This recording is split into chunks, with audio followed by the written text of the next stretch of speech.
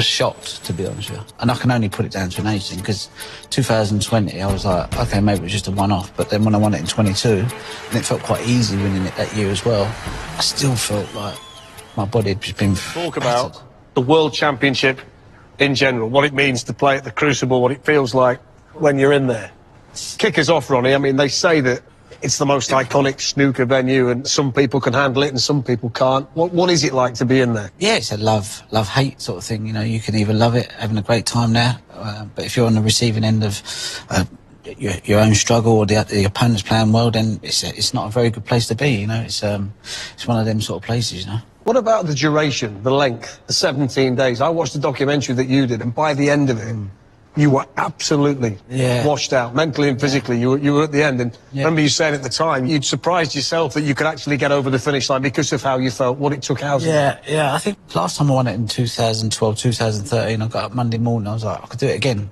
You know, I was like, oh, that was easy, you know. And I've never found any world championships that I've won hard work, because I've probably won every match by 5-6 frames, never had a close game, never had a decider. So in many ways, when I look back at it, I think it was like quite comfortable tournaments to win. And then I won it in 2020, and I woke up Monday morning, I felt all right. But then for 10 days, I just couldn't even think straight. I was drained, and I just thought, why? I couldn't quite work it out. And then I won it again in 2022, and the same happened again. And it's just an age thing. It had a weird effect on my body. I was shocked, to be honest with you. And I can only put it down to an age thing, because 2020, I was like, OK, maybe it was just a one-off. But then when I won it in 22, and it felt quite easy winning it that year as well, I still felt like my body had just been battered, you know. Does it take different preparation? Because obviously the first round you've got to win 10 to go through, so that's a final before you've even got to the matches that become longer and longer and longer as you go. So do you need better physical fitness? Do you need different mental fitness to go into that tournament to make sure you can go from start to finish? You've been training all your life. You know, a boxer's been training to get hit in the head, so when he goes and fights for a world title, it's just no different to when he was a kid.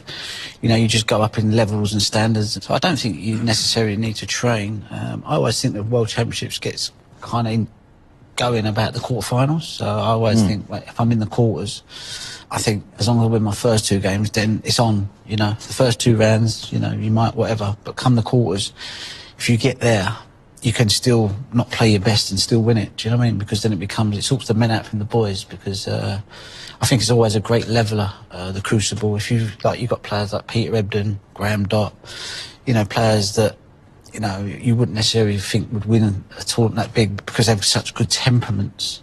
They're able to sort of manage their emotions quite well, and the Crucible becomes more about how do I manage my emotions rather than who is the best player, you know, because there's a lot of great players that, you know, don't seem to do as well there as they do at other places, just because of the duration. It's just about just holding it together.